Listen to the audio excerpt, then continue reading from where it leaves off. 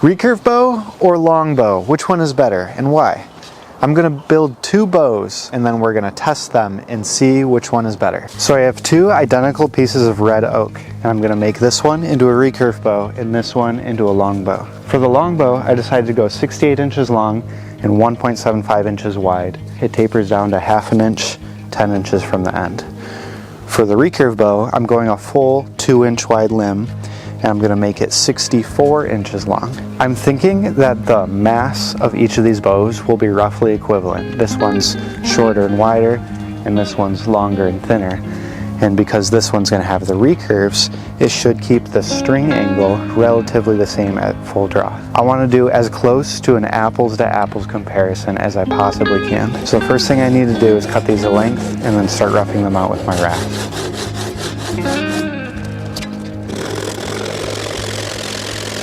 For the most part, these bows are going to be entirely built with just this one tool.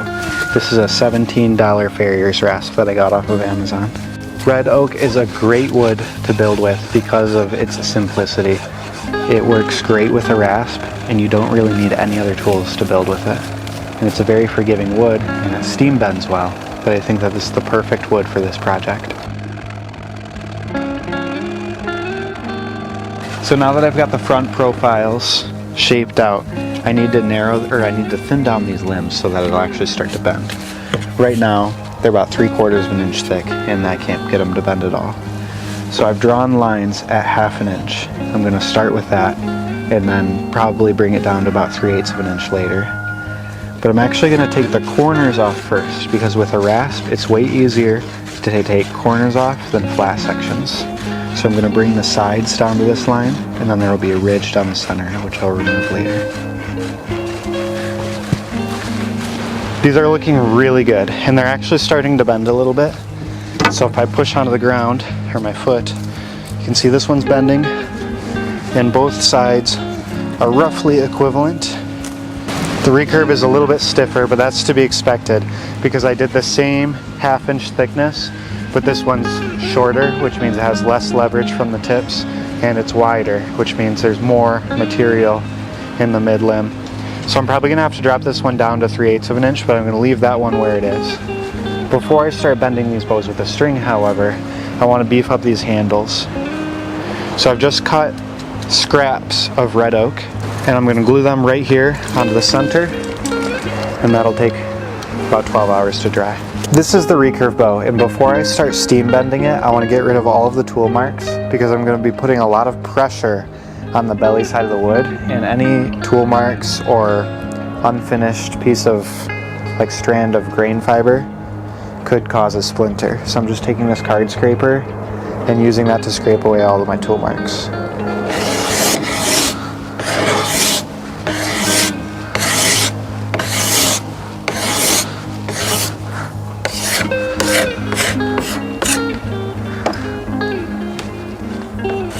Both of these bows are ready for the next stage. While the recurve is boiling, I'm going to put tip overlays onto the longbow.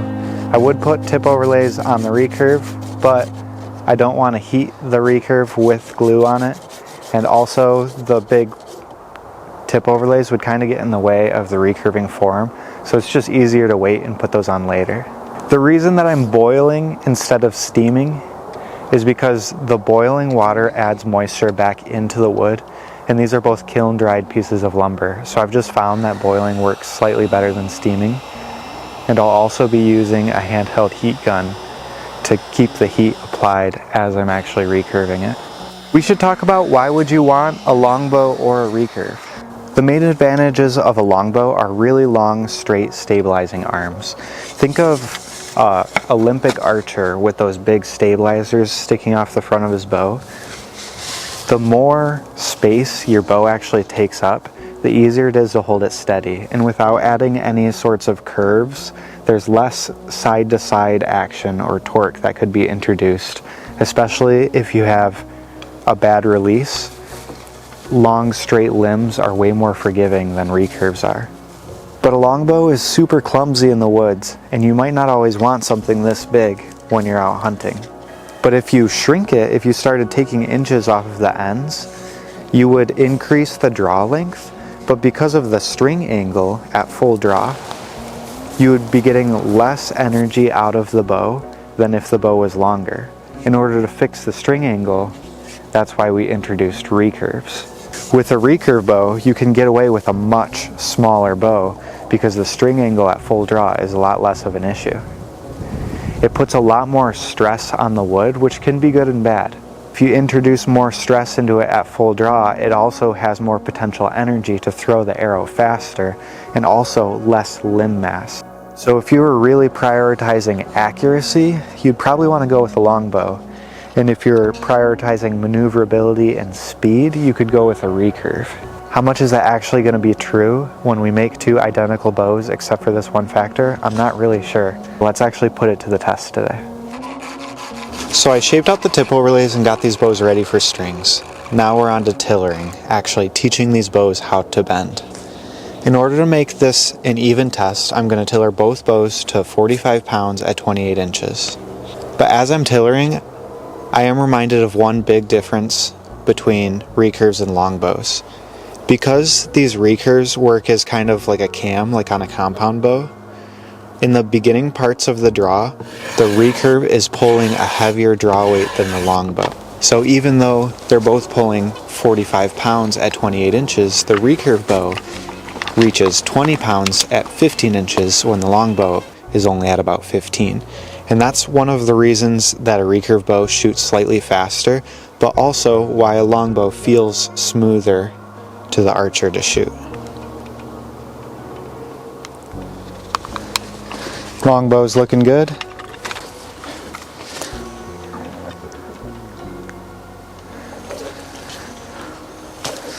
Recurve's looking good as well. Now all I need to do is shape these handles, and I'm actually going to put some arrow rests on there. I like to put caribou antler arrow rests on here because it's kind of like a little personal touch. I don't know anybody else that does that, and if you know anybody else, let me know and I'll sue them. I like it when somebody can look at one of my bows and know exactly who made it. And then we're going to do an accuracy test, and we're going to test the arrow speed. Okay, we're going to use this chronograph to see which bow is faster. Let me just plug it in real quick. This is my first time using a chronograph. We'll see how this goes.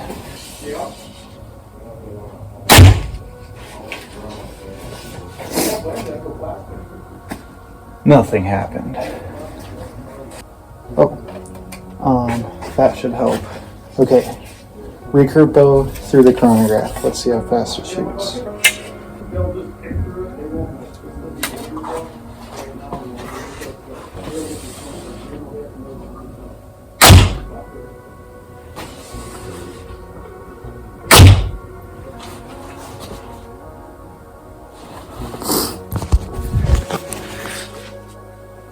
.124.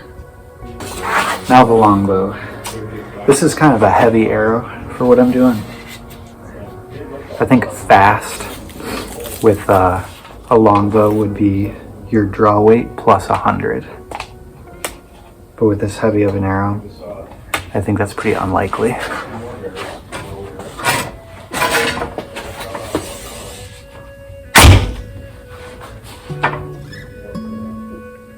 .123.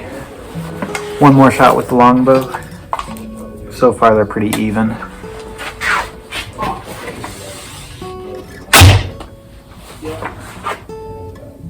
.122. We got 124 to 126 out of the recurve and 122-ish out of the longbow. It's hardly different. If I was really trying to see how fast this bow was, I would want to use a much lighter arrow than I'm using. But the recurve is slightly faster. Is it enough to matter? I don't really think so. So now it all comes down to an accuracy test. For the next test, I'm going to see how quickly I can learn and become accurate with each of these bows. So this is a target from the youth competitions that we have here in town.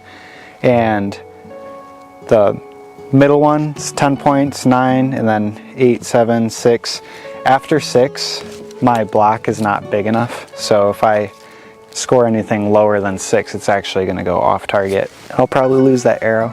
So I'm just going to step back to 20 yards, and I'm going to shoot both of these bows at this target, and I'm gonna do 10 sets of 3 arrows with each bow, so a perfect score would be 300. I don't think I have to tell you that I'm not gonna score a 300 with either of these bows.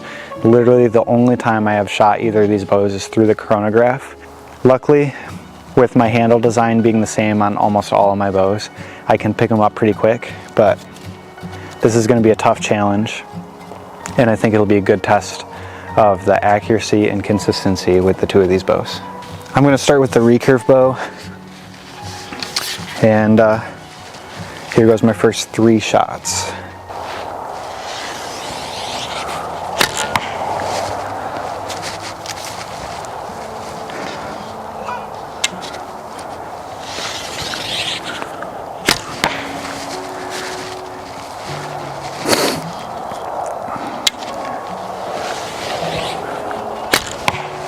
Let's go check them out.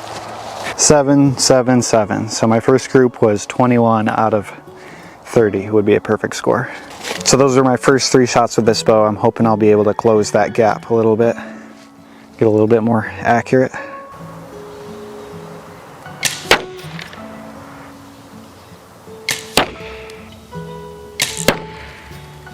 Second group was way better.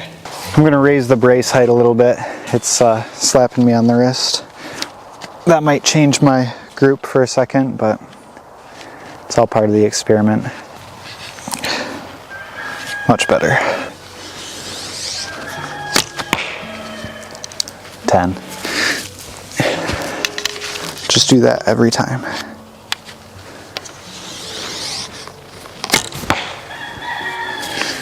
Eight.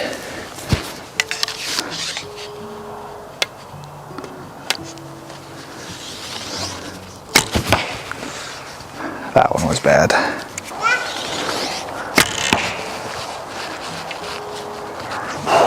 Getting way better. My groups are really closing in, doing a lot better. All 9s that time. I got 1 more group to shoot now.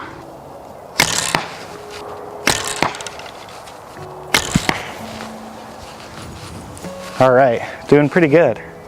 So there's my target. Now I just need to count out my score, and it'll be out of 300, and then we'll do the same thing with the longbow and compare. Final score for the recurve bow, 233. First shots with the longbow.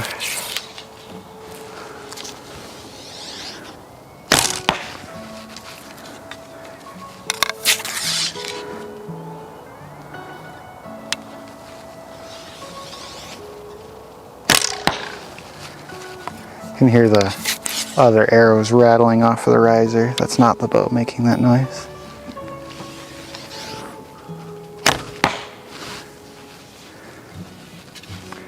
Does feel different.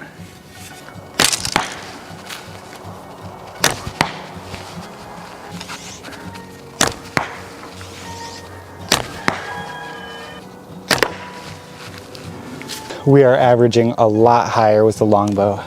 This is my last group, so I think the last group probably matters the most because it tells you how accurate I got with the bow. But last one, let's go for 3 10s, see what happens.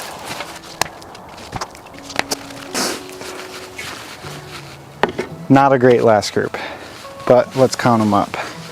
So 18 plus 7 is 25. Well, my first groups really bring the scores down because I'm like learning the bow. But 243 out of 300, not too bad. That's 10 points higher than we got with the recurve.